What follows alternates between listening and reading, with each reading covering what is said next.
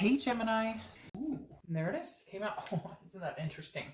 Very interesting. Your counterpart, the reconciliation, got the Knight of Swords, and I switched these up. So it's very interesting to me to see how the signs are still connected, because I literally do like these reconciliation, then Leo's reconciliation, then single, then Leo. And so I've already done a read between yours and the reconciliation. You still got this card, which they had as a clarification card for their distant future. The Knight of Wands is daring, energetic, very romantic, knight in shining armor, sweep you off your feet. So I'm feeling like maybe you're having that type of situation, but for majority of you, I feel like it's more of a hope. Like, where is this person? I'm looking for something pretty special, something pretty spectacular. You know, where is this person? And maybe some of you are kind of like, look, I'm not dating. If somebody comes in and charges forward and says, hey, I want to get to know you, let's go out, you're like, great. But I don't feel like you're the one charging forward in this. You're kind of like letting somebody else, or you're kind of like, you know, I've been looking for a while. It's time now. Somebody else needs to make the effort. I feel like you're kind of like, I get this exhausted feeling. All right.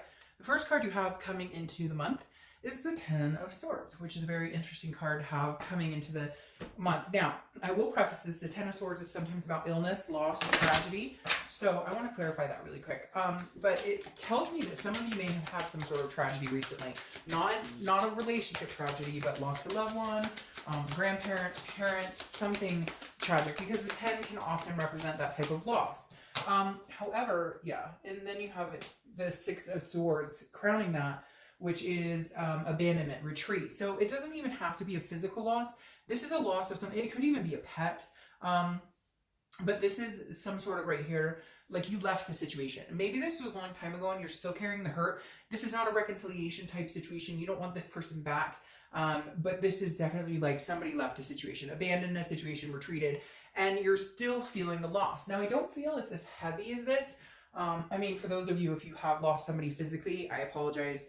I hope, you know, things get better. But the Ten of Swords, for me, for a majority of you, feels like you left a situation a long time ago and you're just not ready to date necessarily because it was like tragic and you're still feeling the loss. Again, not like a, oh, I wish this person was back, but more of like a, okay, I don't even have the energy. I can't deal with the drama. Like, there's no way, unless they came in like, you know, with a dozen roses on a white horse. Hell no. All right, the next card you have is how you're feeling coming into the month. Now, you have the Seven of Wands. The Seven of Wands has graced its presence in almost every read this month. The Seven of Wands is a defense, it's a strategy, it's manipulation. So there's definitely somebody out there who's single who either keeps going back to the same person, dating them, and they're manipulative as fuck. Like, I see somebody out there who keeps talking to this person, who keeps promising them, oh, we're going to be together and we're going to be exclusive, and they're full of crap. And so you're kind of like, maybe you left that situation. And again, not reconciliation. This is somebody you've been dating, somebody you've been talking to. Could even be a friend that you guys were going in the direction of getting together. But I just feel like you're on the defense this month. You're like, you know, no. Like, if you're on a website, you're like swiping the direction of no, like the entire time, because you're like, not going to happen, not going to happen, not going to happen. And the Seven of Wands is because, like, you've been manipulated. You had some crappy situations. And so your walls are up. Anytime I see this, it tells me your walls are up. You're like, no, I'm on the defense. I'm not doing this. The next card you have is anything from your distant past that needs to come up. So anything from the past 5-10 years, could be throughout childhood. You have the Page of Pentacles. The Page of Pentacles always reminds me of somebody who's very practical, very responsible, but still aspires for more than what they have or more than what they want. So the universe is kind of telling you this month, like, you still need to aspire for these dreams, even if there's been crappy stuff going on. And for a lot of you, I feel like this is maybe outside of dating, but it's kind of affected just your general overall mood or what you've been going through or what you're dealing with. And you're just like, I don't have time for this shit. I'm not interested in dating. I'm not interested in people. And I don't want to fall in love again because it always ends up like a tragedy or whatever. But the Page of Pentacles is saying, look, still aspire. Work your butt off, which he's right now is working their butt off. But the Page of Pentacles really tells me that, like, you know, you've been focused on work for so long that you need to really remember what it is you want. Remember those dreams. Remember things that made you happy. Because don't get lost in the shuffle of whatever this chaos has been going on here. All right, the next card you have is your immediate past. So over the past few weeks, past month or two, and you have the Page of Swords. All right, so you have two pages here. the Page of Swords is telling me this is somebody who's seeking truth and clarity. So you guys must have a lot of stuff going on. Again, not just in love life. Like, this tells me somebody is like thinking about their faith, questioning their spirituality, questioning in general what they want. Because again, this person's looking, they're seeking for some sort of clarity. They're seeking their truth. They're wanting to know the ins and outs of a situation. So I feel like some of you have been dating and you just have not been meeting genuine people, or if something came up here where maybe you found out something about a past lover or past relationship, and I keep hearing in my head, like, it just keeps piling up. It's getting worse and worse. What the hell's going on? So I don't know.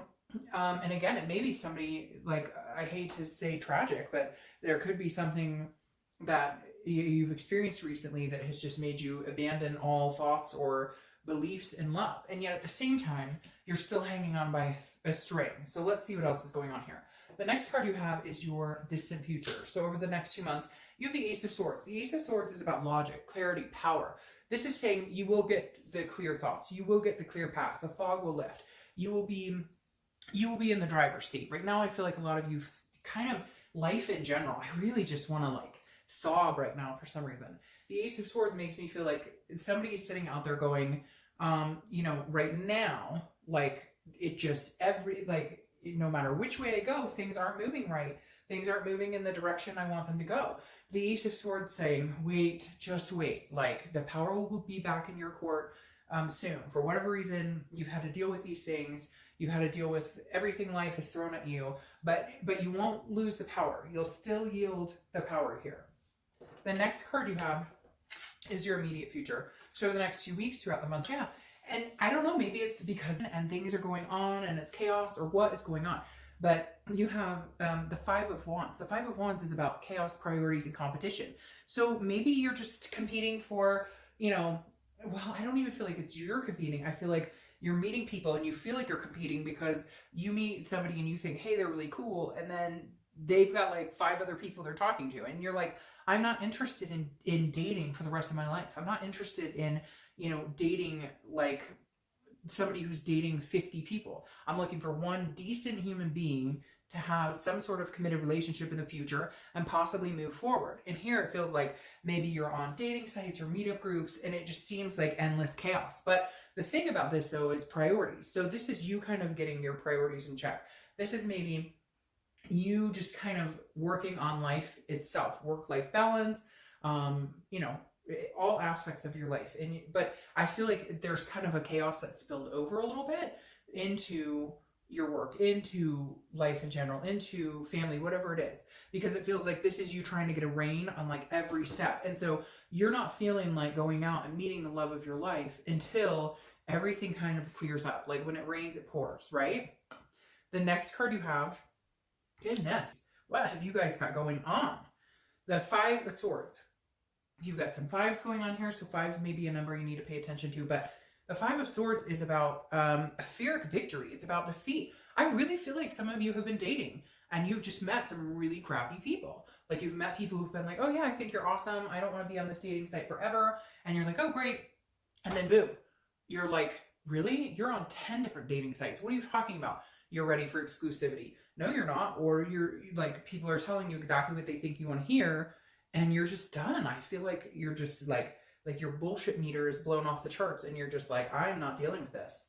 And you know what? You're single. And I hate to say that, but I'm telling you what, I have so many friends right now who are in relationships, marriages, committed, you name it, that are going through some rough times. And I had somebody recently say, to a friend of ours, if you're single, just stay that way. So maybe it may seem like, not really fair right now, but maybe you're avoiding some situation so that you find a better one going forward. Now, you have so many air sign cards here. Air, air, air, air, air. And then he's holding a sword too. So you could be dealing with a Libra, Gemini, or Aquarius. You also have fire energy. So Aries, Sagittarius, or Leo. But you have the 7 and you have 7 here. So 7s and 5s are coming up. But the 7 of Swords, this is about somebody who's like protecting themselves. It's very similar to this energy. It's a very defensive energy. The 7 of Swords is kind of like you're saving whatever energy you have for yourself because it's strategy, it's manipulation. You would rather be alone than deal with somebody's bullshit. And again, it's so similar to the Seven of Wands because they're both about strategy. And then you have these priority cards. Like this is defense and strategy, and this is strategy and worrying about manipulation. And these are priority cards. So somewhere along the lines here, you're going, I'm just protecting myself. I'm not, if this knight comes along and is like, hey, baby, then hey, good on you. I'll take a chance. But I'm not running out looking for it because right now, I'm just not. It's not worth it. But that happens. I mean, you can't let that get you down. Sometimes it's good and sometimes it's bad. Trust me, I have done it. Been there, done that. The next card you have is the Four of Cups. The Four of Cups is an apathy. It's a waste. Your worry here is that you're wasting your time. So either you are dating people currently, and again, they're not being organic with you. They're not being genuine with you. Or you've done the dating and stuff. And again, you have these ships sailing. And that makes me feel like some of you are just done. You're done. You would love to meet somebody. You still have faith that love exists or that you can find something. But it doesn't feel like, again, this is like, I've wasted so much time on people who have taken me for granted that I just don't know that I have the muster to get out there and do it right now. The next card you have is your outcome. And you have the Queen of Pentacles. So you're softening up a little bit. Some hardcore shit has happened here, but you're softening up. The Queen of Pentacles is a generosity. It's a contented energy. It's nurturing. It's loving. It's maternal, paternal. So focus on your kids if you have kids, because this is definitely a maternal, paternal energy. Focus on whatever's going to make you happy. Focus on yourself. Focus on just being content. Clear up whatever this is going on here. Clear it up.